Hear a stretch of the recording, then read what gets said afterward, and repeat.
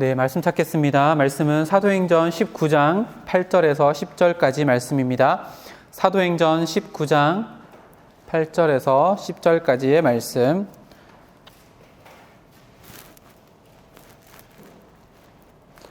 제가 가진 성경책 신약성경 221면에 있습니다. 신약성경 221면에 사도행전 19장 8절에서 10절까지의 말씀 우리 다 같이 합독하시겠습니다. 시작! 바울이 회당에 들어가 석 달 동안 담대히 하나님 나라에 관하여 강론하며 권면하되 어떤 사람들은 마음이 굳어 순종하지 않고 무리 앞에서 이 도를 비방하거늘 바울이 그들을 떠나 제자들을 따로 세우고 두란노 서원에서 날마다 강론하니라.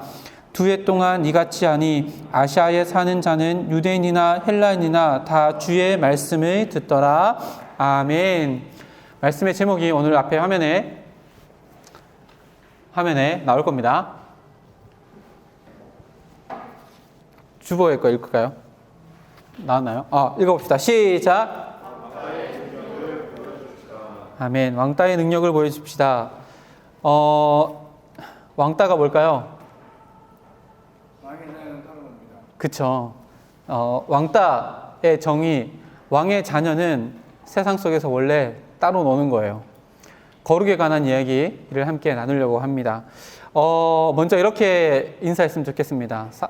생활 속 거리를 두고 있지만 이 인사로 더 가까워지면 좋겠어요. 오랜만에 하는 인사인데 당신의 인생은 당신이 생각하는 것보다 더 위대합니다. 오랜만에 인사하죠. 이렇게 인사하겠습니다. 당신의 인생은 당신이 생각하는 것보다 더 위대합니다. 우리 옆에 있는 분과 이렇게 인사했으면 좋겠습니다. 당신의 인생은 당신이 생각하는 것보다 더 위대합니다. 아멘. 정말로 그렇게 고백하나요? 우리의 생각은 우리의 인간의 이성의 한계에 갇혀 있지만 우리의 인생을 주관하시는 하나님께서 내 인생을 이끌어 나가면 우리의 이성을 넘어서는, 우리의 생각을 넘어서는 인생을 분명히 하나님께서 우리의 인생을 통해 만들어 가실 거예요. 그런 정말 인생이 되었으면 좋겠습니다. 또 이렇게 인사해볼까요? 조금 닭살 돋을 수도 있을 것 같은데, 하루라고 하는 시간이 우리가 흘려보내는 시간들이잖아요. 그래서 몇 주 전에 우리가 말씀을 나누면서 하루라고 하는 시간이 내 생명과 맞바꾸는 것이 오늘 내가 지금 보내고 있는 시간이다 라고 이렇게 함께 이야기를 나누었어요. 그것을 한번 생각해 보면 옆에 있는 분과 이렇게 인사했으면 좋겠습니다. 내 생명을 맞바꾸는 이 시간을 너와 함께해서 행복해 라고 이렇게 인사했으면 좋겠습니다. 너무 기나요? 내 생명과 맞바꾸는 이 시간을 당신과 함께해서 참 행복합니다. 네, 생명을 없애며 소비하는 이 시간을 우리 울청이라는 이름으로 진사연을 이루어나가는 이 예배 가운데 함께 할 수 있어 참 행복한 시간인 것 같습니다. 지난주에 우리 영화 예배를 드렸습니다. 교회 오빠, 우리 모두 다 교회 오빠, 교회 언니들이잖아요. 그때 이건희 집사님께서 많은 말씀을 하시고 대사를 하는 것 가운데 지금 여러분들의 마음 가운데 남겨져 있는 것 어떤 것이 있나요? 저는 여러 가지가 생각났는데 제가 한번 적어봤어요. 당신은 왜 하루를 더 살아야 합니까? 라고 하는 질문을 이건희 집사님이 받는다면 집사님은 이렇게 대답한대요. 왜 저보고 하루라도 더 살아야 하냐고 물어봤을 때 저는 하루라는 시간을 통해서 제가 조금이라도 더 온전해질 수 있는 기회를 갖고 싶습니다. 라고 하며 하루의 삶의 의미를 그렇게 찾았습니다.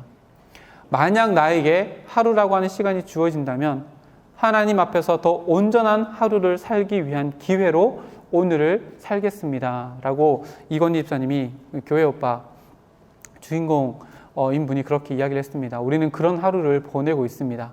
말씀 가운데 또 찬양 가운데 함께 기도할 수 있는 이 자리 가운데 나와서 오늘 이 예배가 하나님 앞에서 더 온전해지는 복된 하루가 되었으면 좋겠습니다. 여러분 혹시 이런 경험 해보신 적 있으신가요? 아침에 자고 일어났는데 내가 시작하는 오늘 하루가 어색한 거예요. 어제랑 똑같은 장소에서 일어나고 또 똑같은 일상을 살아갈 텐데 오늘은 뭔가 어색하고 낯선 하루를 맞아본 적이 있으신가요? 얼마 전에 군대 간 친구들은 그런 하루하루를 만나고 있겠죠. 제가 좋아하는 노래 중에 이젠 보낸다라는 노래가 있습니다.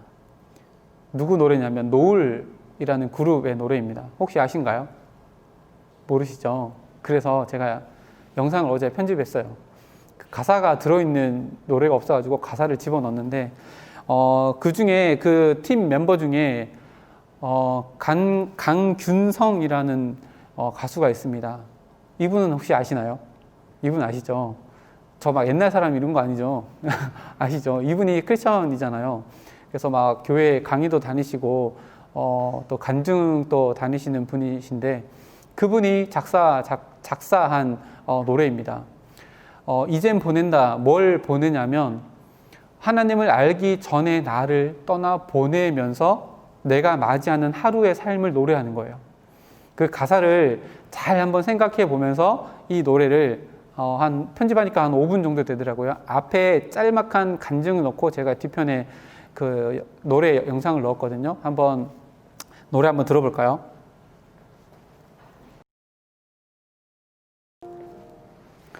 네, 이런 노래입니다. 노래 되게 좋죠.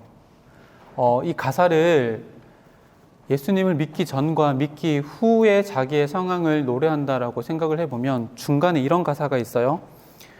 중간에 잔잔하게 오다가 중간에 템포가 조금 빨라지면서 문이 열린다. 따스한 햇살이 나를 비춘다. 아직까지 난 모든 것이 낯설겠지만 다시 걷는다. 눈앞에 펼쳐진 길을 걷는다. 오늘이란 시간 속에 나를 만난다. 라는 가사가 있어요. 그러니까 예수님을 만나고 나서 어제랑 똑같은 삶의 자리에서 눈을 뜬 거예요. 근데 이제는 어제랑 완전히 다른 거예요. 왜냐하면 우리가 몇 주 전에 얘기 들었던 것처럼 삶을 바라보는 새로운 시각이 관점이 열려지고 내 삶을 바라보니 어제와 완전히 달라져 있는 어제와 똑같은 자리이지만 어제랑 완전히 낯설어져 있는 오늘 하루를 대면하게 된 거예요.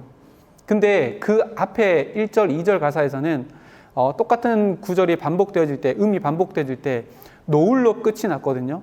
해가 질 때, 뉘엿뉘엿 질 때 노을로 끝이 났다가 마지막에 주님을 만나고 나서 가사가 달라질 때는 햇살이, 문이 열리고 따스한 햇살이 비춰오는 거예요. 주님의 빛이 우리에게 비춰지면 삶이 완전히 다르게 보이는 거예요. 어제랑 똑같은 곳에 서 있지만 어제랑 전혀 다른 새로운 시각으로 내 삶을 바라보고 이제는 어제와 똑같은 자리, 지금까지 살아왔던 자리이지만 왠지 낯설어진 오늘 하루를 경험하게 되는 거예요. 이게 우리가 진짜 예수님을 믿으면 우리의 삶 가운데 다가오는 일상의 낯설음이에요. 어제랑 똑같은데 오늘 새로운 시각으로 살아가니 오늘의 삶이 다르게 보이는 거예요. 낯설게 보여지는 거예요. 엄마 아빠와의 관계가 예수님을 만나고 나니까 낯설어지는 거예요. 달라지는 거예요. 어제랑 다른 거예요. 직장을 가보니까 내가 예수님을 만나고 나니까 시각이 바뀌니까 관점이 바뀌니까 내 삶을 바라보는 모든 것들이 낯설어지는 거예요. 결혼을 했어요. 2009년 1월 3일. 결혼하고 나니까 자취하다가 옆에 이제 침대에 누군가 누워 있으니까 편할까요? 결혼 안 해봐서 잘 모르죠. 별로 안 편해요. 지금 또 요즘에도 이렇게 얘기하면 좀 같은 방에 자지만 저는 방바닥에 자고 우리 집사람은 침대 위에서 자거든요. 서로 뒤척이면 불편하니까. 어쨌든 불편해요. 예수님을 만난다는 게 처음에는 이렇게 낯설어요. 왜냐하면 예수님께서 우리 마음 가운데 오셔서 내 마음의 주인이 되어주신대요. 그래서 성령 하나님, 예수님의 또 다른 영이 우리 안에 들어와 계시면 이제는 어제 내 마음 가운데 내가 주인 되어서 살아가다가 이제 예수님이 내 마음 가운데 들어오면 이제는 예수님이 내 마음의 주인 되시고 예수님과 함께하는 삶이 되어지기 때문에 어제보다 오늘이 뭔가 낯설어지는 거예요. 주님과 함께하기 때문에 어제랑 다른 오늘을 경험하기 때문에 낯설어지는 거예요. 여러분이 정말 예수님을 믿고 여러분들 마음 가운데 성령 하나님을 모시고 살아간다면 이 날의 경험, 하루의 일상, 반복되는 일상의 낯설음을 분명히 경험해 보셨을 거예요. 그리고 오늘 말씀을 듣고 내 마음 가운데 성령 하나님이 계시다는 것을 믿어지면 내일 눈을 뜰 때, 오늘 이 자리를 떠나서 여러분의 삶의 자리로 돌아갈 때 전혀 새롭게 보여지는 낯설어지는 나의 일상을 경험하게 되어질 거예요. 이게 진짜 새로운 삶의 출발이에요. 매일의 삶이 이제는 새로움으로 낯설어지는 거예요. 따스한 햇살이 내 마음 가운데, 내 삶 가운데 비춰와서 어제랑 똑같은 날이지만 새로운 은혜를 가지고 새로운 능력을 가지고 내 삶을 대할 때에 날마다 새롭게 내 인생을 이끌어 가시는 하나님의 그 손길, 그 하나님의 이끄시는 그 손길이 내 삶 가운데 경험되어지면 날마다가 새로움으로, 설레임으로 낯설어지는 날마다의 새날을 우리의 삶 가운데 채워나갈 수 있을 거예요. 이런 새날이 우리 인생 가운데 계속 채워져 나갈 때에 내 생명과 맞바꾸는 하루의 시간이 절대 아깝지 않는 시간, 후회하지 않는 시간들로 우리 인생이 채워져 나가게 될 거예요. 생각만 해도 흥분되지 않나요? 후회하지 않는 인생을 내가 오늘 하루의 시간을 보낸다. 날마다 후회 속에 지나왔던 그 날들을 다 흩어져 버리고 이제는 낯설어진 주님과 함께하는 하루하루를 보내며 달라진 나의 모습을 내 인생 가운데 직면하며 후회 없는 하루의 인생을 살게 된다면 정말 우리 마음 가운데 벅찬 가슴으로 가득 채워지는 하루하루의 삶이 우리 삶 가운데 채워지게 될 거예요. 이처럼 우리가 하나님을 믿고 예수님을 믿는 이 믿음은 굉장히 추상적인 것이지만 우리의 삶에 정말로 맞닥뜨려져 있는 실질적인 것이에요. 강균성 씨가 예수님을 만나고 나서 삶이 완전히 바뀌었어요. 새로운 관점으로, 새로운 시각으로 자신의 인생을 돌아보고 자신의 삶의 하루를 돌아보고 자기에게 주신 달란트를 돌아보니 세상 노래를 쓰면서도 무엇을 녹여내요? 하나님의 말씀의 가치를 그 안에 담아내는 거예요. 그래서 이 노래가 발표되어지고 이게 뭔지 모르겠지만 이 노래를 들을 때마다 내 마음에 뭔가 따뜻함이 있고 힐링이 있어요 라고 하는 메시지를 굉장히 많이 받았대요. 그러면 그때 그렇게 메시지 오는 것들을 답장을 보내면서 사실은 이것은 내가 예수 그리스도를 만나고 나서 내 인생이 달라진 그것을 그린 노래입니다 라고 다시 답장을 보내며 예수님의 복음을 흘려보내는 인생을 살고 있대요. 그래서 지금 교회들마다 많이 간증하러 가시면서 이런 복음을 증거하는 사역들을 지금 또 감당하고 계시는 우리 크리스찬 뮤지션으로 우리가 남겨져 있는데 우리의 일상이 이렇게 계속해서 바뀌어져 나가고 새로운 삶으로 바뀌어져 나가야 함을 우리 계속해서 지금 말씀을 통해서 함께 보고 있습니다. 오늘 그 믿음이 추상적인 믿음이 아니라 우리의 삶의 실질적인 삶으로 다가와야 하고 어제와 다른 낯설어진 새로운 날들을 살아낼 수 있는 믿음이 되어야 한다는 이 말씀을 함께 말씀을 통해서 나누려고 합니다. 국밥은 따로 국밥이 있을지 모르겠지만 믿음의 삶은 믿음과 삶이 절대로 따로 국밥 될 수 없어요. 믿는다면 그렇게 살아가는 거예요. 이게 진짜 믿음이에요. 말씀 듣다가 아멘 하고 깨달았다고 아멘 하잖아요. 진짜 아멘은 여기서 하는 아멘이 아니라 여러분들이 그 말씀을 붙잡고 살아가는 세상 속에서 아멘을 외칠 때에 진짜 아멘이 되고 진짜 은혜 받은 사람의 삶을 살아가게 되는 거예요. 이게 진짜 아멘이에요. 이게 진짜 은혜 받은 사람이고 이게 진짜 살아있는 믿음을 가지고 내 삶을 살아가는 진짜 신앙인이에요. 오늘 이 말씀을 통해서 함께 말씀을 나누려고 해요. 우리가 믿음장이라고 하면 정말로 유명한 성경의 한 장이 있죠. 어디예요? 히브리서 11장이에요. 믿음장, 믿음의 선조들을 쫙 기록해 놓았어요. 이 믿음장에 또 다른 별명이 있어요. 뭔지 아세요? 행함장이에요. 행함. 믿음은 곧 행함이에요. 노아가 하나님을 믿었어요. 어떻게 살았어요?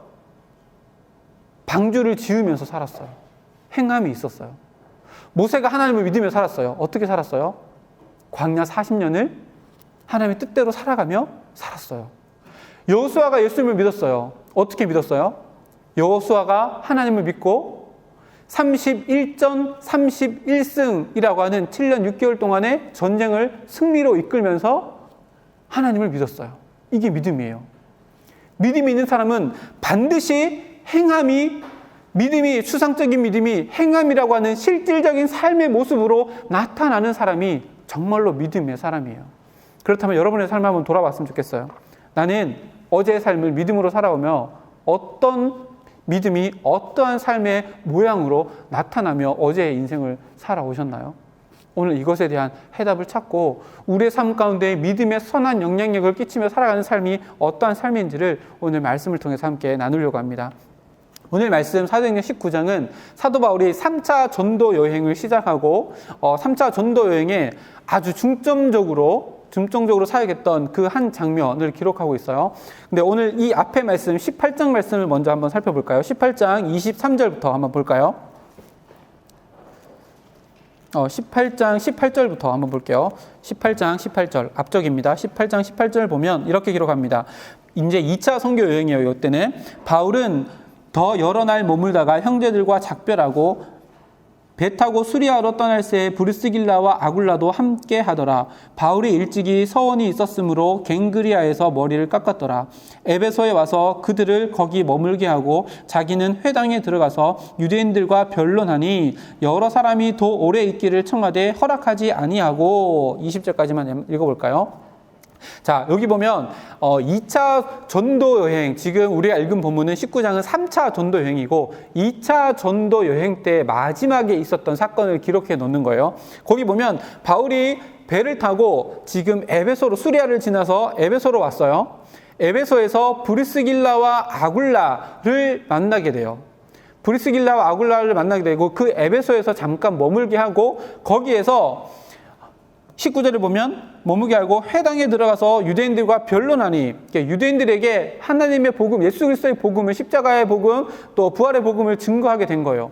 근데 그 복음을 증거했더니 반응이 바로 나오는데 20절 말씀 보면 여러 사람이, 에베소에 있던 많은 사람들이 말씀을 들으니까 너무 좋은 거예요. 지금까지 들어보지 못한 복음이 자기들에게 전해지니까 너무 좋아서 오래 있기를 청하는 거예요. 에베소 사람들이. 에베소 사람들이 바울이 와서 설교하니까 너무 좋은 거예요. 지금까지 들어보지 못한 진리의 말씀을 증거하니까 조금만 더 있어주세요. 바울에게 요청했는데 바울이 이런지하에 이것을 딱 잘라버리고 떠나게 돼요. 자, 21절 말씀 다 같이 읽어볼까요? 18장 21절입니다. 시작. 작별하여 이르되 만일 하나님의 뜻이라면 너희에게 돌아오리라 하고 배를 타고 에베소를 떠나 라고 기록해요. 이 1차, 2차, 3차, 4차 전도여행 계속 보면 떠나라고 하는 말이 굉장히 많이 나오거든요. 이곳에 있다가 떠나, 이곳에 있다가 떠나. 여기서도 보면 에베소를 떠나게 돼요. 사도 바울이 선교 여행을 가면서 이 한 곳에 오래 머물러 있지 않고 계속해서 돌아다니면서 그곳을 떠나게 되어지거든요. 지금 오늘 그 장면 또 한 개가 기록되어지고 있는데 가만히 한번 생각해 보세요. 자, 여러분들이 전도를 갔어요. 전도를 갔는데 그곳 사람들이 복음을 너무 잘 듣는 거예요. 너무 잘 듣는 거예요. 그래서 김수일 목사님 말씀 드리니까 너무 좋으니까 여기서 조금만 더 오래 있어주세요. 만약에 여러분들이 목회자라면 어떻게 하고 싶으세요? 여기가 내 사역지인가 보다. 말뚝 박아야 되겠다. 그리고 거기서 말뚝 박고 평생 사역하기를 원치 않겠어요? 근데 사도 바울이 거기를 떠나요. 그러면서 뭐라고 얘기하냐면 하나님의 뜻이라면 다시 와서 내가 말씀을 증거할 수 있을 것입니다 라고 하고 지금은 하나님의 뜻이 아닙니다 라고 하고 이곳을 떠나게 돼요. 오늘 우리가 가지고 있는 성경에는 그 다음 중간에 생략되어 있는 부분들이 있는데 그것이 기록되지 않았는데 원어 성경이랑 다른 성경에 보면 생략되어 있는 부분들이 있어요. 그게 뭐냐면 바울이 2차 전도여행, 그러니까 지금 겨울이 다가오고 있거든요. 겨울이 되면 배 항해를 하지 못해요. 그러면 예루살렘 교회에 돌아가지 못하게 되니까 2차 전도여행 선교여행 했던 것을 예루살렘 가서 보고를 해야 하는 시간이 너무 지체되어지는 거예요. 그래서 겨울이 오기 전에 빨리 떠나서 지금 예루살렘 본부에 가가지고 지금 자기가 이방인들에게 복음을 증거한 이 모든 사역의 보고들을 예루살렘 교회 가운데 해야 되기 때문에 겨울이 오기 전에 이것을 빨리 떠나기 위해서 그것을 떠나게 되는 거예요. 그래서 22절에 보면 가이사라에 상륙하여 올라가 교회 안부를 물은 후 안디옥에 내려가서 안디옥 가서 예루살렘으로 가고 거기서 보고를 하고 2차 선교여행이 마치게 되어져요. 사도 바울이 계속해서 선교여행을 가면서 어떤 지역을 떠나 하는데 사도 바울이 이렇게 떠나게 되는 이유는 단 한 가지예요. 단 한 가지. 뭐냐면 하나님의 뜻이 어디에 있는지 하나님께서 원하시는 곳이 어디 있는지를 생각하고 날마다 복음을 증거하면 떠나고 그것을 계속해서 떠나요. 1차 전도여행 갔던 곳, 2차 전도여행 때 급하게 한 번씩 둘러보고 더 넓은 지역을 갔다 와요. 3차 전도여행도 2차 전도여행 때 갔던 곳들을 1차 전도여행에 갔던 곳들을 다시 한번 쑥 돌아보고 다시 오게 되는 자리가 있는데 거기가 어디냐면 이 2차 전도여행 마지막에 복음을 증거했는데 너무 잘 들었던 에베소에 다시금 가게 되는 사건이 오늘 우리가 읽었던 19장 말씀이에요. 그거를 다시 한번 살펴보면 그 밑에 24절 말씀 볼까요? 18장 23절 말씀 보면 알렉산드리아에서 난 아볼로라 하는 유대인이 에베소에 이르니 이 사람은 언변이 좋고 성경에 능통한 자라. 자, 에베소를 이제 사도 바울이 떠났잖아요. 떠나면서 사도 바울이 거기에 누구를 데려다 놨냐면 사도 바울과 함께 천막을 만들면서 선교했던 부부가 있는데 아까 읽었던 브리스길라와 아굴라 부부가 있어요.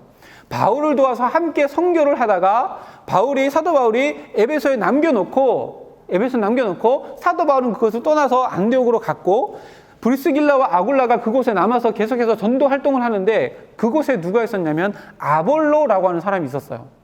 이 아볼로가 어떤 사람이냐면 성경이 기록하기로 이 사람은 언변이 좋고 성경에 능통한 사람이래요. 말도 엄청 잘하는데 성경을 진짜 많이 아는 거예요.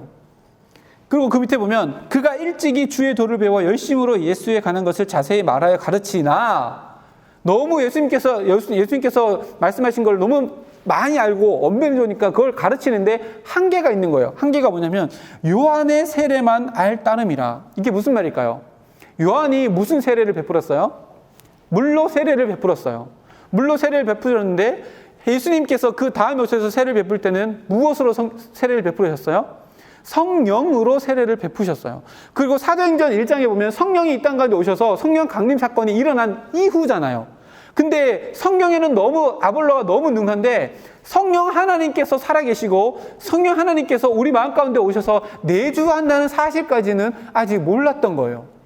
이렇게 아볼로가 그곳 에베소에서 사역을 하고 있었어요. 그리고 그 밑에 보면 19장 1절을 보면 아볼로가 고린도에 있을 때에 라고 기록하죠. 아볼로가 지금 에베소에서 사역하다가 이제 고린도로 가게 된 거예요. 고린도로 가게 돼 있을 때 누가 오냐면 바울이 윗지방으로 다녀 에베소에서 와서 어떤 제자들을 만나. 자, 아볼로는 그곳에서 에베소에서 복음을 증거하다가 지금 고린도로 가니까 고린도가 여러분 볼 때는 이쪽인데 고린도에 가 있다가 사도 바울은 3차 전도 여행을 시작해서 1차 때 갔던 지역들을 막 이렇게 순회를 하고 자기가 세웠던 교회들을 한번 순회를 하고 다시 어디 왔냐면 에베소로 온 거예요. 에베소로. 그동안에 브리스길라, 아굴라가 또 아볼로가 자기가 떠나고 사역했던 그 에베소로 다시 온 거예요. 그리고 다시 봤더니 그곳에 어떤 사람들이 있냐면 바울이 윗지방으로 다녀 에베소에 온 거예요. 근데 거기서 누구를 만나냐면 어떤 제자를 만나는 거예요. 이 제자는 누가 가르친 제자예요? 아까 말했던 아볼로하고 브리스길라와 아굴라가 예수 그리스도를 증거해서 예수님을 믿게 되는 제자들을 만나게 된 거예요. 사도행전은 누가 갔었잖아요. 바울과 함께 전도여행을 다 다녔던 의사 누가가 이 사도행전을 썼는데 의사 누가가 이 사람들을 제자라고 표현해서 에베소에 남아있던 예수 그리스도를 믿는 제자들을 사도 바울이 다시금 만나게 된 거예요. 자, 근데 아볼로가 말씀을 막 증거했는데 무엇을 알지 못했다고 했어요? 성령 하나님께서 오셔서 우리 마음 가운데 내주하고 계신다는 그 진리는 알지 못한 거예요. 근데 그 진리가 사도 바울이 오니까 이제 드러나기 시작하는데 2절 말씀 보면 이르되 너희가 믿을 때에 성령을 받았느냐? 이르되 아니라 우리는 성령이 계심도 듣지 못하였노라. 아볼로가 열심히 사역을 했어요. 그리고 브리스길라와 아굴라도 열심히 사역했지만 예수 그리스도에 관한 많은 말씀들은 증거했지만 예수 그리스도가 승천하고 난 이후에 이 땅 가운데 보내주신 예수님의 또 다른 영이신 성령, 보혜사 성령에 대한 것들은 아직 들어보지도 못한 제자들인 거예요. 사도 바울이 생각했어요.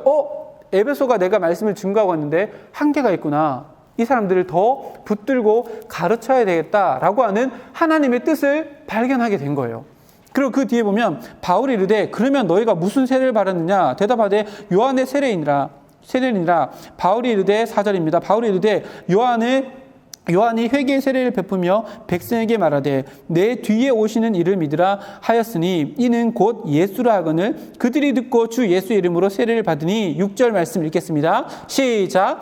바울이 그들에게 안수하매 성령이 그들에게 임하심으로 방언도 하고 예언도 하니 7절 모두 12사람쯤 되니라. 아멘. 자, 사도행전에 성령 강림 사건이 예루살렘에 한 번 있었잖아요. 근데 오늘 본문의 말씀을 보면 성령 강림 사건이 에베소에서도 동일하게 일어났다는 것을 기록하고 있어요. 사도 바울이 에베소 2차 전도여행할 때 에베소에 잠깐 들렸다가 복음을 증거하고 아볼로랑 부기스 기자를 내버려 뒀는데 거기 사역하도록 두고 갔는데 아볼로가 거기에서 예수를 믿었어요. 근데 분명한 한계가 드러났는데 성령 하나님을 알지 못하는 거예요. 그 성령 하나님을 마음에 모시고 성령 하나님이 이끄시는 대로 삶을 살아가는 온전한 제자가 되지 못하는 한계를 가지고 있었다가 다시금 사도 바울이 얘기했던 것처럼 하나님의 뜻이 있어서 3차 전도여행에 에베소를 방문하게 되었고 그곳에서 예수 그리스도의 진리에 대한 한계를 보고 예수님을 더 많이 증거하고 예수님의 보혜사 성령을 받게 되는 놀라운 역사를 이뤄나가게 된 거예요. 그래서 사도 바울이 여기서 이제 하나님의 말씀을 더 증거해야 되겠다라고 하는 하나님의 뜻을 품고 어떻게 되냐면 8절 말씀 보면 바울이 회당에 들어가 석 달 동안 담대히 하나님 나라에 관하여 강론하며 권면하되 성경에 나오는 최초의 수련회는 3달짜리였습니다.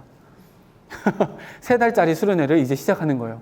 사도 바울이 이 사람들이 내가 2차 전도여행 때도 갈급함이 있었는데 내가 그때 예루살렘 그 교회에 보고하러 가기 위해서 이걸 다 못했지만 지금은 하나님께서 다시 한번 이곳에 보낸 이유가 이 사람들의 마음을, 이 사람들의 심령을 더 복음으로 가득 채워나가기 위해서 나를 다시 이곳에 보내셨구나 라고 하고 이제 3달 동안 수련회를 시작하는 거예요. 몇 명 데리고? 12명 데리고 수련회를 시작하는 거예요.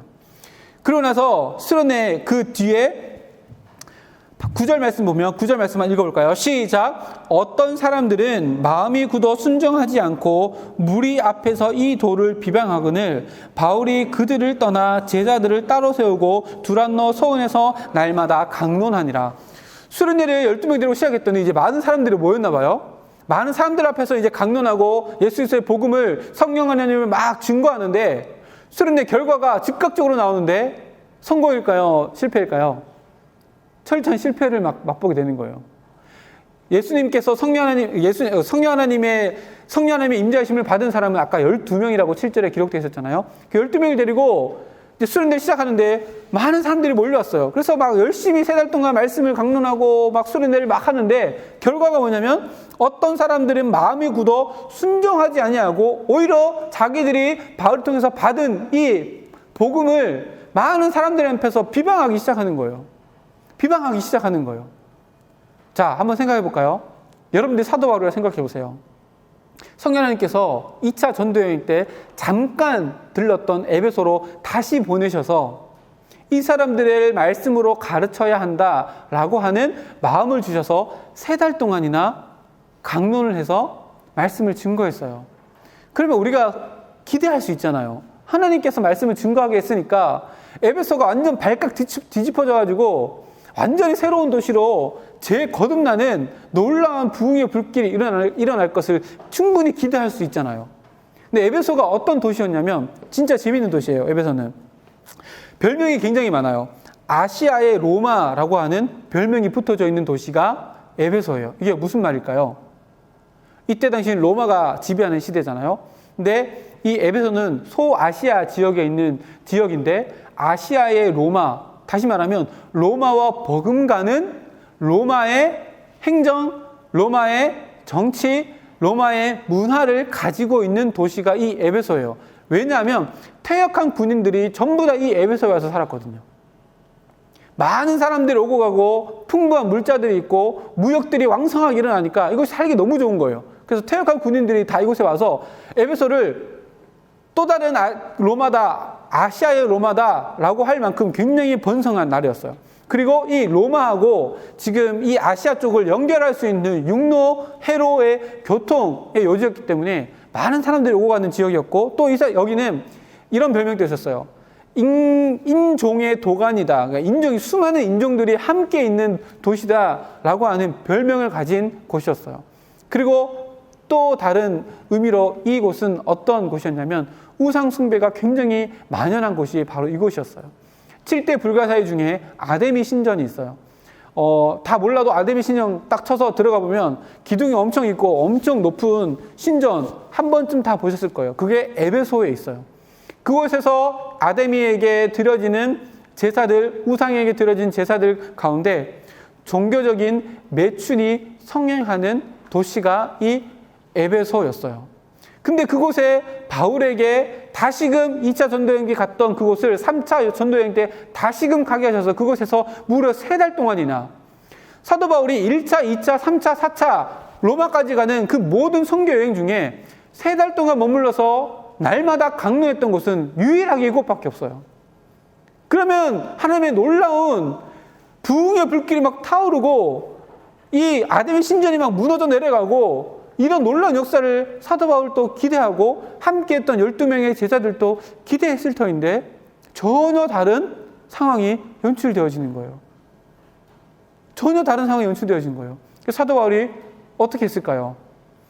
2차 전도여행처럼 에베소를 떠나 이렇게 했으면 에베소를 떠나 했으면 뭐 다른 여기 아닌가 보다 여기까지인가 보다 그리고 떠났으면 다른 지역에서 전도를 하게 될 텐데 사도 바울은 이 실패 가운데 3달 동안 수련회를 했는데 수련회의 결과가 실패였잖아요. 이 실패 가운데 하나님의 뜻을 우리와 다르게 발견하는 거예요. 그게 뭐냐면 이거예요. 9절 말씀 중간에 보면 바울이 그들을 떠나 자기들을 비방하는 사람들을 떠나서 무엇을 하냐면 제자들을 따로 세우고 이 제자들은 어떤 제자들이에요? 성령을 받은 아까 그 12명의 제자들을 따로 세우고 두란노 서원에서 날마다 강론하니라. 그 전에는 떠났잖아요. 에베소를 떠났잖아요. 근데 지금은 떠나지 않고 12명의 제자들을 데려다가 이제 합수훈련을 시키는데 3달 수련회를 했던 것이 이제 더 늘어나서 며칠 수련했을까요? 2년을 수련회를 하는 거예요.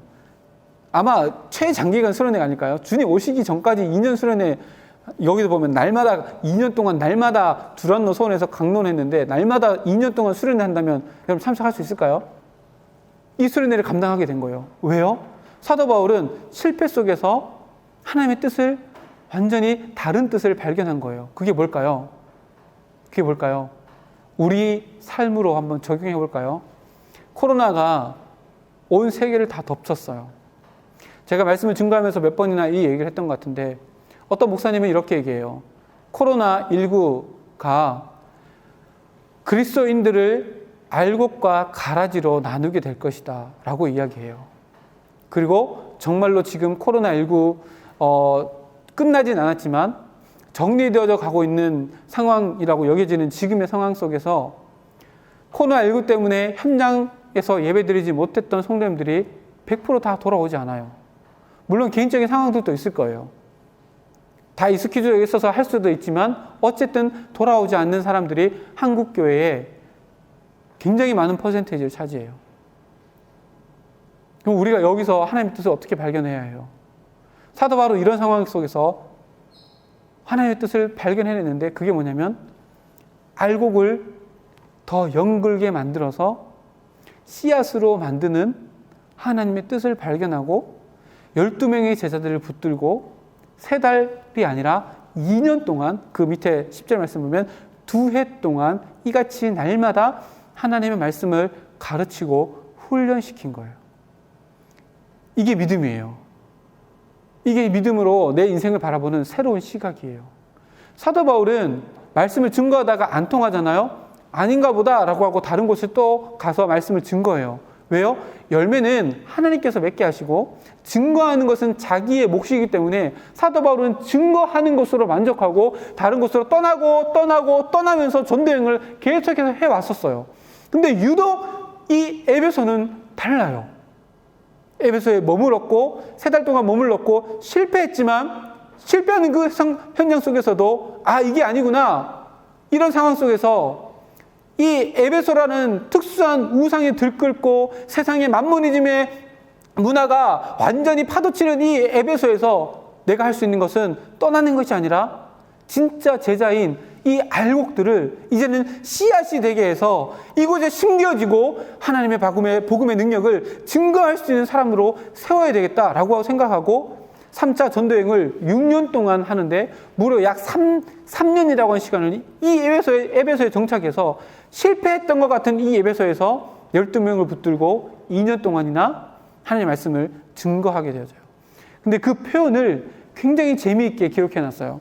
9절 말씀 다시 한번 보면 바울이 그들을 떠나 제자들을 따로 세우고, 제자를 왕의 자녀라고 하면 따로 세우고, 그래서 이 앞자리를 따서 제가 왕따라고 이렇게 이름을 지었어요.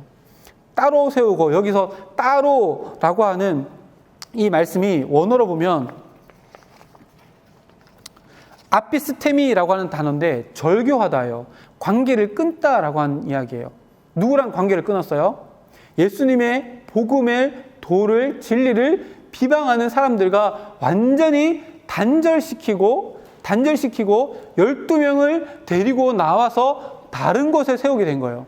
완전히 절교한 거예요. 세상의 그 어떤 것과도 다 절교시키고 12명과 자기가 따로 떨어져 나온 거예요. 그리고 여기서 따로 세웠다라고 기록해요. 어디요? 두란노 서원에. 오늘 이 말씀의 핵심이 여기 있으니까 잘 들어보세요. 따로 세움, 아포호리온이라고 하는 단어를 쓰는데 이게 뭐냐면 경계를 진하게 긋다라고 하는 거예요. 따로 데리고 나와서 그 사람들과 절교하게 하고 따로 세워서 완전히 금을 딱 그어서 너희들이 이제 저기 못 나가고 나와 같이 여기에서 머물면서 하나님의 말씀만 듣게 될 거야 라고 하고 완전히 따로 세우게 되어지는 거예요. 그리고 결단하게 하고 무려 2년 동안이나 하나님의 말씀을 붙잡고 삶을 살아갈 수 있도록 사도 바울이 12명의 제자들을 이끌어 가는 거예요. 그렇게 해서 세운 곳이 어디예요? 두란노 서원이에요. 자, 두란노가 사람 이름일까요? 지명 이름일까요? 두란노가 사람 이름일까요? 지명 이름일까요? 동네 이름일까요? 도시의 이름일까요? 뭘까요? 한 번도 생각 안 해봤죠? 기독교 서점 이름이잖아요. 두란노 서원. 두란노는 사람 이름이에요. 서원이라고 하는 것은 스콜라라고 해서 학교, 두 가지 의미가 있는데 학교라는 의미가 있고 또 휴식처라고 하는 의미가 있어요. 근데 이 두 개가 다른 단어인 것 같지만 똑같은 장소를 의미해요. 왜냐하면 이때 당시에 팔레스틴은 지금도 그렇지만 너무 더운, 낮 때면 너무 더운 나라잖아요. 그래서 학교에서 수업을 하다가도 너무 더운, 어떤 사람은 11시부터 4시, 어떤 사람은 2시부터 4시 이렇게 하지만 어쨌든 그 더운 정오의 시간부터 약 4시까지의 시간 동안은 아무것도 하지 않고 가르치지도 않고 배우지도 않고 이때는 낮잠 자는 시간이 있어요. 그래서 이 서원이라고 하는 스콜라라고 하는 이 곳을 휴식처라고 하는 단어로 이해되기도 하고 또 공부를 배우는 학교, 학원 뭐 이런 단어로도 쓰는 것이 서원이에요. 근데 그 앞에 뭐가 붙었냐면 두란노라고 하는 사람 이름이 붙었어요. 그럼 그걸 뭘 의미할까요? 두란노는 사람 이름이에요. 우리 대치동에 가면 유명한 그 뭐 영어학원들 보면 사람 이름 이렇게 해서 무슨 누구 이름 뭐 학원 뭐 김승일 영어학원 뭐 이런 거 있잖아요. 그런 거랑 똑같아요. 두란노라고 하는 이름을 가진 철학자이든지 어떤 사람인지 모르겠지만 이 사람이 자기가 가지고 있는 진리를 또 자기가 가지고 있는 배운 이것을 가르치는 학당인 거예요. 학교인 거예요. 그곳에서 사도 바울이 자기의 제자들 데리고 그곳에 렌트를 했는지 뭐 어땠는지 모르겠지만 그곳에서 말씀을 증거하기 시작한 거예요. 근데 이게 유추해보고 다른 자료들을 찾아보면 이 두란노라고 하는 이름을 가지고 에베소에 있었던 사람 중에 한 사람이 그때 당시에 여왕의 비석에 쓰여져 있는 왕실의 의사 이름과 동일하대요. 그래서 아마 이 두란노라고 하는 사람은 의사였고 의학을 가르치는 교수였을 것이다 라고 하는 주장이 있는데 진짜인지 아닌지는 확실하지는 뭐 않지만 어쨌든 이름이 동일해서 그렇게 하는 추론도 있어요. 근데 충분히 그렇게 이해할 수 있는 가능한 것이 이 사도행전을 쓴 사람이 누구라고 그랬어요? 누가예요. 누가의 직업은 의사예요. 그러니까 아마 의사인 누가가 그곳에 있는 의사인 두란노를 찾아가서 서로 말이 통하고 이렇게 되니까 내가 모시고 다니는 사람이 있는데 우리는 의술을 하지만 이분은 진리의 말씀을 증거하는 사람인데 안 쓰는 시간에 우리 좀 빌려주면 안 되겠습니까? 라고 해서 빌려서 그곳에서 2년 동안 수련회를 진행했을 가능성이 있다라고 하는 것이 학설에 굉장히 높은 지지를 받는 한 학설이에요. 그렇게 해서 그곳을 빌려서 무려 2년 동안이나 제자들을 데리고 그곳에서 말씀을 증거하기 시작하는데 그것이 두란노 서원이에요. 자, 두란노 이 사람도 자기의 의술을 가르치고 자신의 지식을 가르치려면 오전에 학생들을 데리고 수업을 해야 되잖아요. 그래 자기도 먹고 사니까 이게 뭐 자기가 그 건물주였는지 건물을 빌리고 있었는지 모르겠지만 어쨌든 돈을 벌어야지만 건물 또 뭐 세도 이렇게 하고 뭐 건물도 유지도 하니까 수업을 했었어야 될 거 아니에요. 그러면 사도 바울이 수업을 언제 했을까요? 두란노도 거기서 수업을 해야 되고 사도 바울도 그곳에서 수업을 해야 되는데 그럼 사도 바울이 어쨌든 늦게 들어가거나 두란노가 건물주였으면 건물주가 하는 시간을 피해서 그곳에서 하나님의 말씀을 증거했을 텐데 그럼 언제 했을까요? 그 낮잠 자는 시간에 한 거예요. 이 낮잠 자는 시간이 용어가 있어요. 시에스타라고 하는 용어가 있어요. 이건 지금 또 팔레스틴 가면 낮잠 자는 시간은 시에스타라고 이렇게 이름을 해요. 그 시에스타라고 하는 이 시간 동안에는 낮잠의 시간 동안에는 팔레스틴 사람들은 아무것도 하지 않고 그냥 쉬어요. 잠을 자든지 일을 하지 않아요. 근데 2년 동안 두란노 서원을 빌려서 수르네를 가지고 하나님의 말씀을 가르쳤던 사도 바울과 12명의 제자들은 아무도 안 하는 그 시에스타 낮잠 시간을 포기하고 하나님의 말씀을 2년 동안 배우게 된 거예요. 이게 뭘 의미할까요? 믿음이 바로 이거예요. 믿음이 바로 이거예요. 시에스타는 그 지역에 사는 사람들의 모두의 권리예요. 일하지 않아도 되는 누구나도 다 쉴 수 있는 노예도 쉴 수 있는 시간이 이 시에스타 낮잠의 시간이에요. 근데 사도 바울과 12명의 제자들은 자기가 누릴 수 있는 이 시에스타의 시간을 포기하고 무엇을 한 거예요? 하나님의 말씀을 듣기로 2년 동안 작정한 거예요. 이게 믿음이에요. 이게 믿음이에요. 믿음이 있으면 하나님의 말씀, 하나님의 뜻을 이루기 위해서 내가 가지고 있는 너무나도 당연한 권리를 포기할 만큼 우리의 삶을 복음을 향해서 대가를 지불할 수 있게 되는 거예요. 이게 믿음이에요. 여러분 생각하는 믿음은 뭐예요? 나 하나님 믿어. 어떻게 여러분들 그 믿음을 증명해낼래요? 야고보서에 분명히 기록하고 있어요. 행함이 없는 믿음을 나에게 증명해봐라. 나는 나의 믿음을 행함으로 너희에게 증거해 보이리라. 야고보서에 기록하고 있어요. 믿음이 이거예요. 에베소에서 간신히 예수님만 알다가 사도 바울을 통해서 성령 하나님을 마음에 주로 모시게 되어지고 이제는 믿음이 업그레이드 되어져서 정말로 세상의 그 어떤 것과도 바꿀 수 없는 성령 하나님이 내 안에 있는 믿음의 삶을 살아가기로 결단하고 자기의 모든 것들을 다 포기하고 시에스타의 이 자기의 당연한 권리마저 포기하고 하나님의 복음을 붙잡는 이 행함이 있는 믿음이 진짜 믿음이에요. 한번 생각해 보세요. 그때 에어컨이 있었을까요? 없잖아요. 기껏 해봐야 부채, 그 나라에 부채가 있는지 모르겠지만 어쨌든 부채 만들어서 이렇게 하면서 그 더운 날 40도를 웃도는 그 더운 날 앉아가지고 수련회를 한다고 생각해 보세요. 수련회 끝나고 설문조사 들으면 나는 이 수련회 다시는 안 올 거야 이렇게 설문조사에서 낼 수련회 아니에요? 그것도 하루 이틀도 아니고 2주도 아니고 2년 동안 그렇게 한 수련회를 하는데 근데 그 12명의 제자들은 2년 동안 자기가 당연히 누릴 수 있는 시에스타의 그 시간을 하나님께 내어드리는 거예요. 이게 진짜 믿음이에요. 우리의 삶으로 돌아와 보세요. 지난 일주일의 삶 가운데 내가 복음을 위해서 내어드린 시에스타는 무엇인가요? 내가 하나님의 영광을 위해서 내가 하나님께 내어드린 이 시에스타의 시간이 내가 포기했던 시에스타가 도대체 뭐냔 말이에요. 그러게 없다면 나의 믿음은 도대체 무슨 믿음이에요? 내가 가지고 있는 믿음은 죽은 믿음 아니에요? 내가 하나님을 위해서 내가 가지고 있는 당연한 권리를 포기하는 거 뭐예요? 이게 내 믿음이 진짜 믿음인지 가짜 믿음인지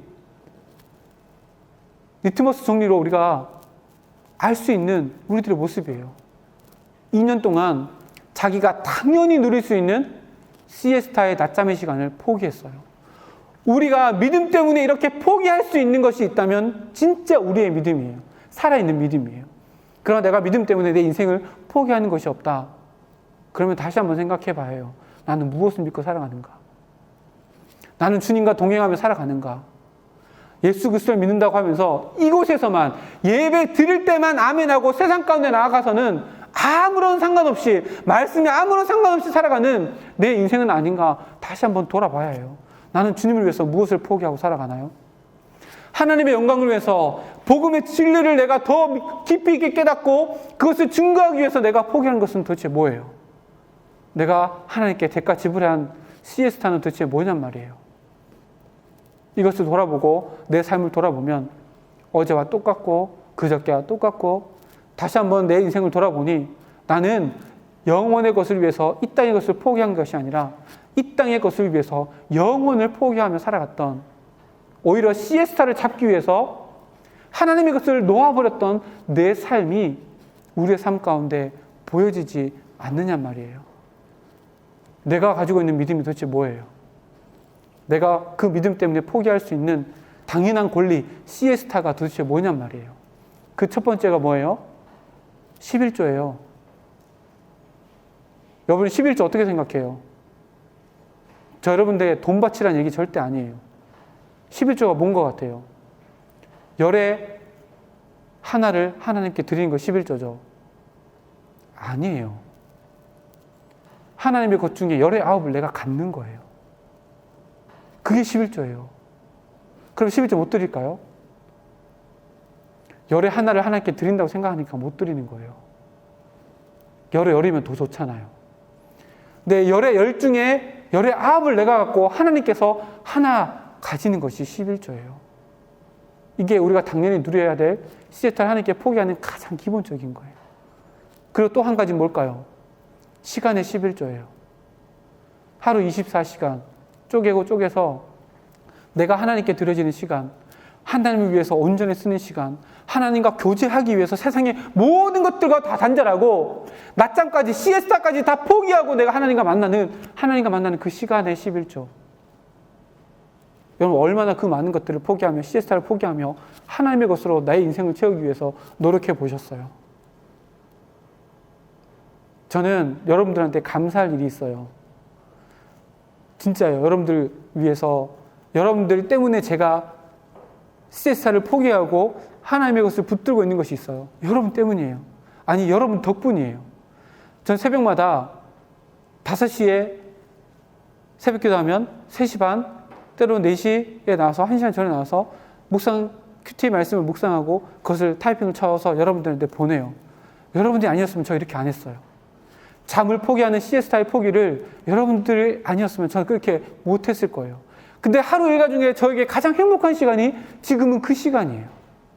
잠을 포기하고 1시간 일찍, 1시간 반 일찍 나와서 새벽 예배 전에 큐티를 써서 여러분들에게 보내는 그 시간이 저에게는 가장 행복해요. 잠잘 수 있는 권리를 포기하는 그 시간이 저에게는 너무나도 행복해요. 여러분들은 하나님을 위해서 포기할 수 있는 시에스타가 도대체 어떤 거예요? 포기하고 있는 것이 도대체 어떤 거예요? 하나님의 것을 다 놓아버리고 세상의 것을 움켜잡기 위해서 살아왔던 우리의 삶이라면 이제 12명의 제자처럼 진짜 믿음이 뭔지를 내 삶 가운데 내 행함으로 보여줄 수 있는 그 삶을 통해서 하나님께 여러분의 삶을 인정받으세요. 하나님, 나는 하나님 위해서 나는 내 삶을 이렇게 포기합니다.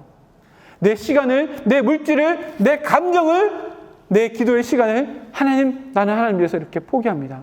이것이 하나님께 드려지는 내 시에스타의 시간입니다. 시에스타의 물질입니다. 하나님께 올려드립니다. 이것이 나의 믿음의 증거물입니다. 라고 올려드릴 수 있는 우리들의 삶이 되어질 때 진짜 살아있는 신앙, 살아있는 믿음을 가지고 살아가는 우리들의 삶이 되어지는 거예요. 믿음은 절대 추상적이지 않아요. 믿음은 정말로 내 삶 가운데 맞닥뜨려져 있는 살갗으로 느껴지는, 온몸으로 전율로 느껴지는 것이 바로 우리가 가지고 있는 우리 마음 가운데 선물로 주신 믿음이에요. 믿음이 살아있다면 이렇게 되는 거예요. 무려 2년 동안이나 자기에게 주어진 당연한 권리, 이 시에스타의 시간을 포기하는 거예요. 이 시간의 자리를 여러분들의 삶의 자리 가운데 꼭 만드셔야 해요. 하루 1시간, 제가 설교를 길게 하지만 하루 1시간 이 예배 시간 때문에 이 예배 시간으로 일주일을 산다고 생각하지 마세요. 매일의 삶 가운데 나에게 주신 삶의 자리에서 하나님께 당연히 드려야 될 이 시에스타의 시간, 시에스타의 물질, 시에스타의 감정, 이것들을 하나님께 올려드릴 수 있는 대가 지불을 하나님께 올려드릴 때 여러분의 믿음은 더욱더 선명해질 것이며 살아서 꿈틀꿈틀거리는 살아있는 믿음을 여러분의 삶 가운데 경험하게 되어질 거예요. 이게 진짜 믿음이에요. 이게 진짜 왕의 자녀로서 세상에 구별된, 따로 구별되어져 있는 삶을 사는 거예요. 이게 진짜 왕의 자녀에 대한 삶이에요. 여러분, 왕의 자녀잖아요. 근데 세상 속에서 찌질이처럼 살지 마세요. 세상 사람들이 움켜쥐려고 하는 거 나도 움켜잡으려고 하나님의 거 놓쳐버리는 어리석은 인생 살지 마세요. 나는 그 사람들과 따로 떨어져 있다. 나는 그 사람들과 구별되어 있는 왕의 자녀다라고 하는 걸 생각하고 내가 지불해야 할 대가 지불, 시에스타가 무엇인지를 내 삶 가운데 더욱더 분명히 하고 삶 가운데 결단하는 모습으로 내 믿음을 세상 가운데 하나님 앞에 증명되어지고 또한 인정받을 수 있는 우리들의 삶이 되어져야 해요. 그럼 이렇게 질문할 거예요. 목사님, 그러면 우리 세상 속에서 고립되는 거 아니에요? 오늘 이 12명의 제자들이 에베소에서 따로 떨어져 나와서 두란노 서원에서 2년 동안이나 고립되어 있었던 거 아니에요? 그러면 세상 가운데 어떻게 빛을 발하고 살아가요? 세상 사람들과 떨어져 있는데, 그러면 저기 수도원에 아니면 저기 산에 머리 깎고 들어가는 중이나 우리가 다를 게 뭐가 있어요? 근데 이 12명의 제자들이 고립되었을까요? 아니에요. 그 뒤에 말씀 보면 정말로 놀라운 말씀이 기록되어 있는데 뭐라고 기록되어 있냐면 10절 중반절에 보면 2해 동안 이같이 하니 어떻게 해요? 시에스타의 시간을 포기하고 다 낮잠 자는 시간에 나와가지고 땀 뻘뻘 흘리면서 온몸이 다 땀을 흠뻑 젖으면서 하나님의 말씀을 듣는 그 2년 동안의 시간을 보냈더니 어떻게 되냐면 그 뒤에 아시아에 사는 자는 유대인이나 헬라인이나 다 주의 말씀을 듣더라. 아멘. 어떻게 됐어요? 고립이 아니에요. 고립이 아니란 말이에요. 고립이 아니라 오히려 어떻게 된 거예요? 저 이렇게 표현해보고 싶어요. 풍선 후 불기 전에 풍선 안에 잘려져 있는 색종이를 훅 넣고 2년 동안 시에스타의 시간 가운데 그걸 계속 부는 거예요. 계속 불면 풍선이 어떻게 돼요? 뻥 터지면 풍선 안에 있는 색종이들이 팍 터지게 되겠죠. 마치 축제하는 것처럼. 저는 이런 느낌 받았어요. 2년 동안 일했구나. 2년 동안 자기 마음 가운데 복음을 채웠더니 하나님께 내어드린 그 시에스타의 시간 때문에 자기 마음 가운데 채워졌던 복음이 시에스타 이외의 시간 가운데 폭발해서 나온 거예요. 왜? 내 삶 가운데 복음의 능력이 채워져 있으니까 내 입술을 통해서 내 삶을 통해서 증거되어지지 아니하면 이 12명의 사람들이 제자들이 자기의 삶을 살 수 없었던 거예요. 그래서 뭐라고 기록돼요? 아시아에 있는 유대인이나 헬라인이나 모두가 다 하나님의 말씀을 듣게 되어지는 거예요. 누구 때문에요? 이 12명의 제자 때문에요. 이 12명의 제자들이 무슨 일을 했어요? 추상적인 믿음이 아니라 그 믿음이 삶 가운데 행동으로 나타나는, 결단으로 나타나는 내 삶의 대가 지불을 넉넉히 감당해냈던 이 2년의 시간을 보낸 이 제자를 통해서 다 가라지처럼 흩어져 버렸던 이 3달 동안 증거했던 흩어져 버렸던 그 사람들보다 더 영향력 있는 12명이 되어서 에베소를 바꾸기 시작하는 거예요. 에베소를 바꾸기 시작하는 거예요. 가라지는 다 날려갔지만 이 사람들이 알곡이 되어지고 2년 동안 차곡차곡 쌓여져 나간 그 시에스타의 시간 때문에 알곡이 씨앗이 되어져서 그 씨앗이 자라나고 거목이 되어지고 하나님의 그늘을 만들어서 그곳에 있는 유대인이나 헬라인이나 다 그들의 삶을 통해 살아계신 하나님의 말씀을 듣게 되어지는 거예요. 그리고 그 뒤에 에베소가 어떻게 되었을까요? 그 밑에 한번 볼까요? 11절에 천천히 읽어드릴게요. 하나님이 바울의 손으로 놀라운 능력을 행하게 하시니. 자, 이 12명의 제자들을 이끌었던 바울이 어떤 삶을 그 이후에 2년 이후에 살게 되었냐면 12절에 심지어 사람들이 바울의 몸에서 손수건이나 앞치마를 가져다가 병든 사람에게 얹으면 그 병이 떠나고 악귀도 떠나가리라. 이거 무슨 SF 영화 같지 않아요? 바울이 쓰던 손수건을 가지고 왔어. 근데 얘가 안진병이야. 갖다 댔는데 나은 거예요. 어떨 때요? 시에스타의 시간을 2년 동안 포기하고 믿음을 행함으로 나타내고 대가지불로 나타냈던 그 2년의 시간이 지났더니 사도 바울에게 하나님께서 역사하시고 그를 통해서 그의 인생만 축복된 인생이 되는 것이 아니라 사도 바울을 통해서 복음의 영향력이 성령 하나님의 능력이 나타나게끔 사도 바울을 사용하시는 거예요. 그리고 13절 말씀 보면 이에 돌아다니며 마술하는 어떤 유대인들이 시험 삼아 악기 들린 사람에게 주 예수의 이름을 불러 말하되 내가 바울이 전파하는 예수를 의지하여 너희에게 명하노라 하더라. 14절 말씀 읽어보겠습니다. 시작. 유대인의 한 제사장 7 아들도 이 일을 행하더니 악기가 대답하여 이르되 내가 예수도 알고 바울도 알거니와 너희는 누구냐 하며 악기 들린 사람이 그들에게 뛰어올라 눌러 이기니 그들이 상하여 벗은 몸으로 그 집에 도망하는지라. 진짜 재밌는 일이 난 거예요.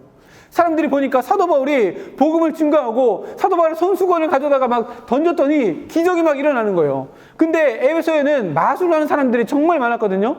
근데 그 마술하는 사람들이 궁금했던 거예요. 사도 바울이 가만히 보니까 예수라는 이름을 증거하는 거예요.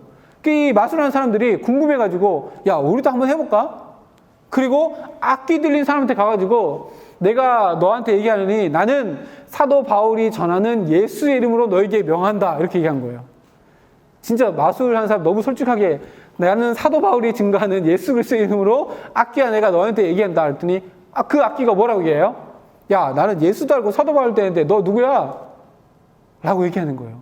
근데 그 뒤에 보면 16절에 악기 들린 사람이 그들에게 뛰어올라 눌러 이기니 그들이 상하여 벗은 몸으로 그 집에서 도망하는지라.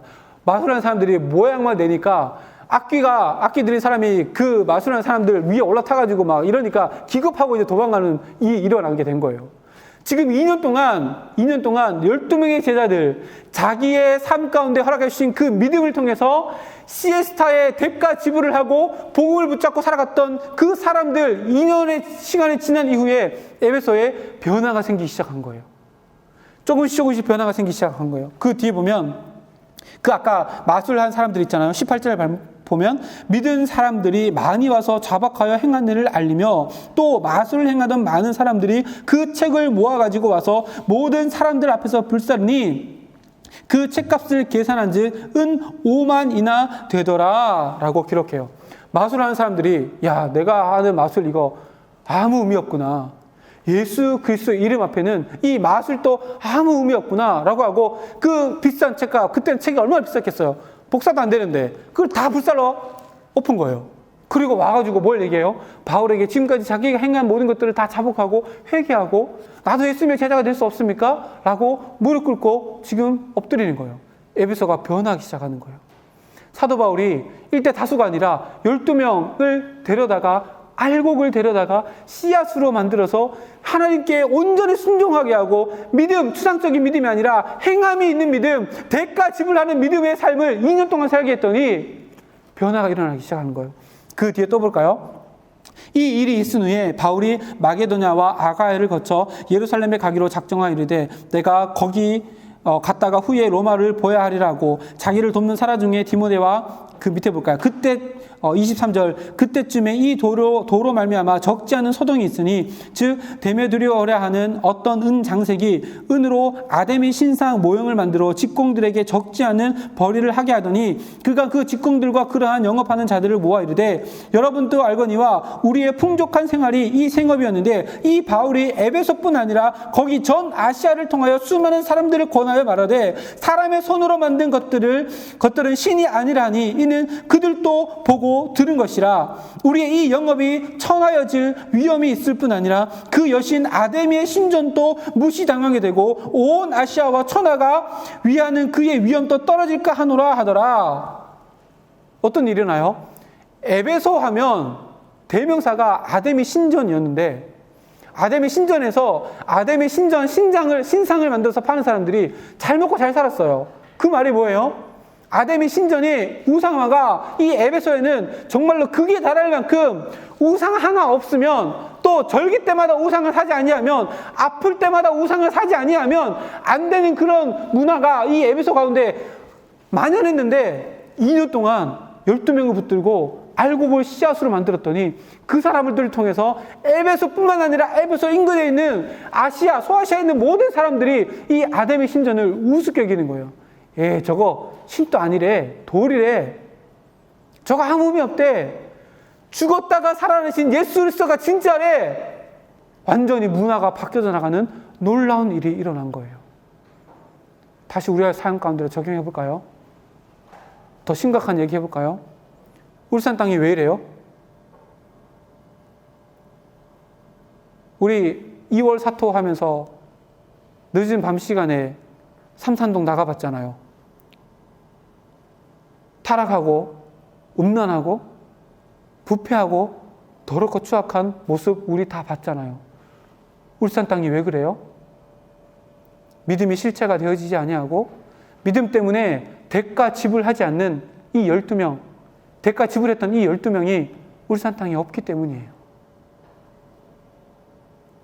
그 12명이 우리 울천 가운데 일어나기를 소망합니다.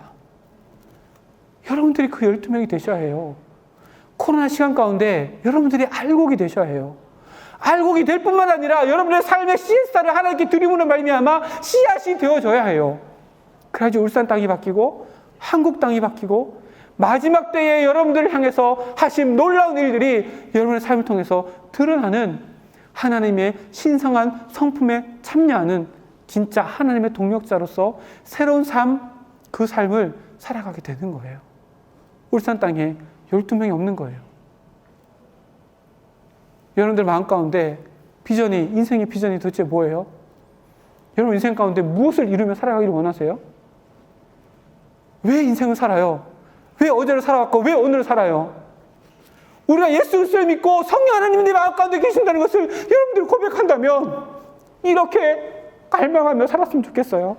하나님, 이 에베소 같은 울산 땅을 내가 바꾸겠습니다. 내가 CS를 하나님께 드림으로 말미암아 하나님, 내가 울산 땅을 바꾸겠습니다. 이 마음이 여러분들의 믿음 가운데, 신앙의 삶 가운데 여러분들의 삶의 목표가 되었으면 좋겠어요.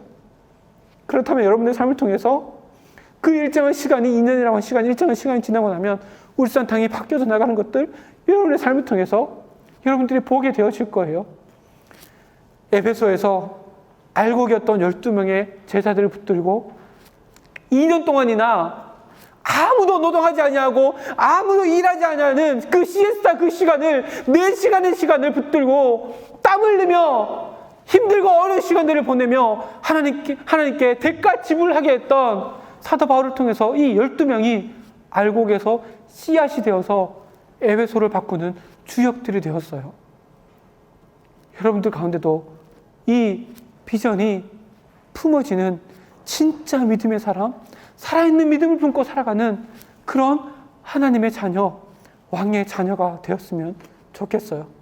그래서 오늘 말씀의 제목처럼 세상 가운데 구별되어져 있음을 특권으로 알고 이것이 진짜 내가 살아가는 이 울산 땅을 향한 내 진정한 뜨거운 사랑임을 깨닫고 따로 세워져 있음을 기뻐하고 내가 시에스타의 시간을 하나님께 드림으로 말미암아 나를 씨앗으로 썩어져가는 하나의 씨앗으로 삼으시는 하나님의 뜻을 여러분의 삶 가운데 발견하고 하나님, 이 울산 땅을 나에게 맡겨주십시오. 가라지가 아니라 알곡이 되게 하시고 알곡뿐만 아니라 썩어져 없어져 버리는 씨앗이 되게 하셔서 하나님, 울산 땅을 향해서 하나님의 뜻하신 바를 이뤄낼 수 있는 씨앗이 내 삶이 될 수 있도록 주여 인도해 주십시오. 코로나 이 기간 가운데 가라지로 버려버리는 신앙인들도 있고 알곡에 머물러 있는 것에 만족하는 사람들도 있는데 하나님, 나는 진정한 왕의 자녀가 되어서 알곡뿐만 아니라 썩어져가는 씨앗이 되어서 이 울산 땅을 살려내는 주님의 제자들이 되기를 소망합니다. 우리 모두가 그런 마음을 품고 우리 처음에 이야기했던 것처럼 내 인생은 내가 생각한 것보다 더 위대한 하나님의 동력자인 인생을 살아가겠노라 결단할 수 있는 우리 모두의 삶이 되기를 주님의 이름으로 축복합니다. 이게 우리에게 주신 왕의 자녀의 삶이에요. 그럼 이 세상을 살아가면서 도대체 무엇을 꿈꾸며 살아가세요? 그 꿈 때문에 내가 포기하는 것들이 무엇이에요? 우리가 하나님의 백성이라면 진정 내가 예수 그리스도의 피 묻은 보혈의 피, 그것 때문에 주어진 구원의 은혜를 내 마음 가운데 품고 살아간다면 세상 사람들이 꿈꾸는 거 그거 아니라 완전히 다른 것, 영원의 것을 꿈꾸며 살아가야 하고 하나님의 것을 꿈꾸며 살아가야 되고 그것이 우리의 삶의 목표가 되어야 되지 않을까요? 내가 포기하는 것, 무엇 때문에 그것을 포기해요?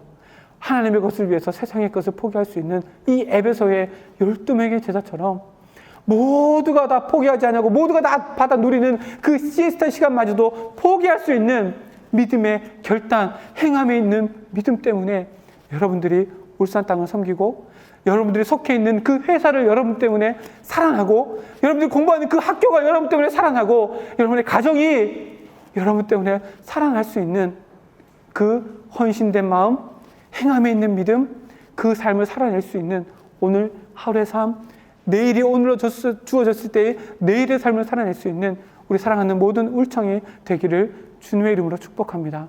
우리가 이것을 위해서 부르심을 받았어요. 우리가 바라는 것이 이 세상의 것이라면 우리는 진짜 불쌍한 사람들이에요. 그러나 우리가 이 세상의 것을 위해서 부르심을 받지 않았대요.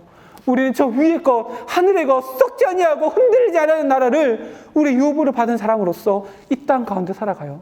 그럼 이 땅의 것, 시에스타, 우리가 당연히 누려야 될 것들 다 포기해도 아깝지 않아요. 얼마 전에도 얘기했잖아요. 짐 올렛이 이야기했어요. 영원의 것을 위해서 영원하지 않는 것을 포기하는 것은 어리석은 일이 아니에요. 이것은 우리의 특권이에요. 하나님께서 우리에게 주신 믿음으로 말미암아 시선이 바뀐 자, 삶을 바라보고 세상을 바라보는 관점이 바뀐 사람이 누릴 수 있는 특권이에요. 그 특권을 오늘도 누리세요. 그것이 왕의 자녀의 삶이에요. 세상 가운데 따로 구별되어 있는 진짜 왕의 자녀로서 따로 구별된 삶을 살아가는 왕따의 삶이에요. 그 왕따의 능력을 이제 보여주세요. 시에스타를 포기하면서 그것 때문에 주어지는 능력을 우리 삶 가운데 나타내 보여주세요. 그것이 왕따의 능력이에요. 왕의 자녀가 따로 된 결단의 삶을 살아가고 구별된 삶을 살아가는 삶의 능력이에요. 우리가 그것을 위해서 부르심을 받았어요. 그 삶을 온전히 살아내서 이관희 집사님께서 말씀하셨던 오늘 하루 나는 더 온전한 기회로 삼기 위해서 오늘 하루를 더 살아야 합니다 라는 고백처럼 왕의 자녀로서 따로 구별된 인생을 살아가며 시에스타를 하나님께 드릴 수 있는 대가 지불을 기꺼이 감당하는 그 삶을 살아가는 우리 모두가 되기를 주님의 이름으로 축복합니다. 다 함께 기도하겠습니다. 살아계신 아버지 하나님 감사드립니다.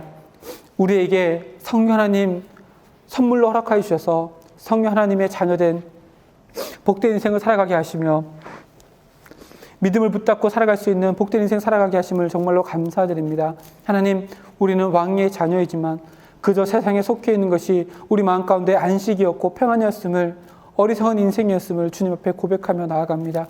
하나님, 이제는 우리의 믿음이 행함으로 결단으로 드러날 수 있는 믿음, 살아있는 믿음이 되어줄 수 있도록 주여 인도하여 주시옵고 세상에서 당연히 누릴 수 있는 모든 권리들을 기꺼이 이 시에스타를 하나님을 위해서 포기할 수 있는 믿음의 결단이 되어서 가라지에서 알곡이 되어지고 알곡에서 썩어져가는 씨앗이 되어져서 이 울산 땅을 살리고 한국 땅을 살리며 이 나라의 하나님의 나라를 만들어내 나가는 씨앗된 인생을 살아갈 수 있는 우리 모두가 되어질 수 있도록 주여 인도하여 주시옵소서. 내 물질도 내 시간도 내 재능도 하나님을 위해서 기꺼이 내어드리는 참된 인생을 살아가며 이 땅에 그 소망하지 아니하고 하늘의 것을 소망하며 살아가며 땅에 시선을 두지 아니하고 하늘의 시선을 두고 살아갈 수 있는 우리들의 삶이 되어 수 있도록 주여 인도하여 주시옵소서. 내 마음 가운데 있는 믿음이 살아있는 믿음을 이 시간 고백하며 나아가며 그 고백뿐만 아니라 내 삶의 결단으로 행함으로 하나님께 인정받을 수 있는 우리들의 삶, 왕의 자녀된 세상에서 구별된 따로 된 삶,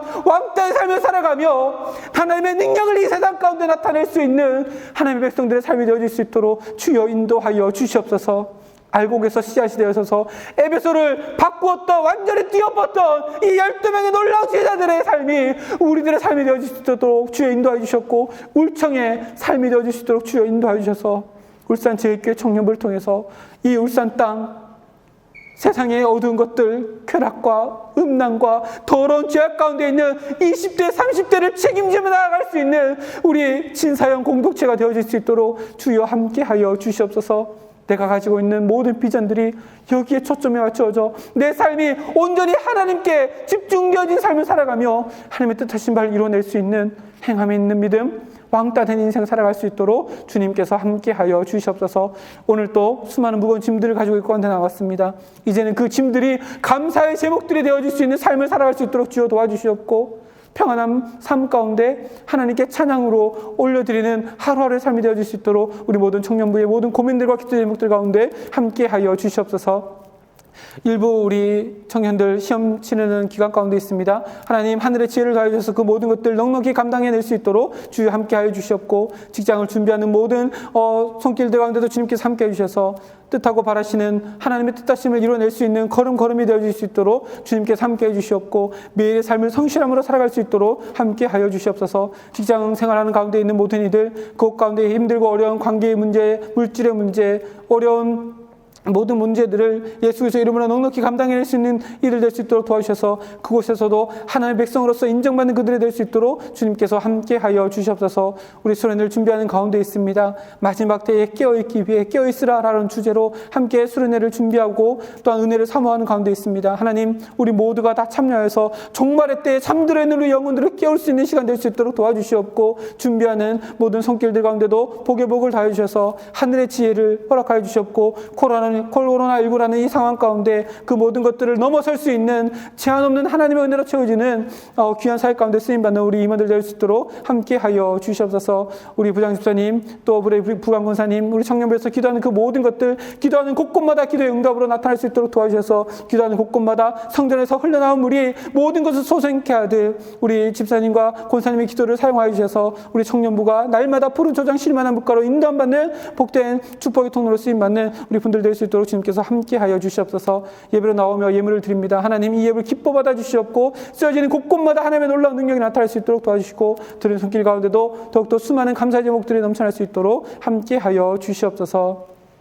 지금은 우리 주 예수 그리스도의 은혜와 하나님 아버지의 사랑하심과 성령 하나님의 교통하심의 역사가 이제는 내 삶 가운데 당연한 권리, 시에스타의 권리를 하나님께 기꺼이 내어드리고 살아있는 믿음으로 하나님께 인정받을 뿐 아니라 썩어가는 이 땅 가운데 하늘의 미랄이 되어져 하나님의 놀라운 뜻을 나타내겠습니다 결단하며 나아가는 이곳에 모인 모든 하나님의 백성들 머리 가운데 지금으로부터 영원까지 함께 하시옵기를 간절히 축원하옵나이다. 아멘.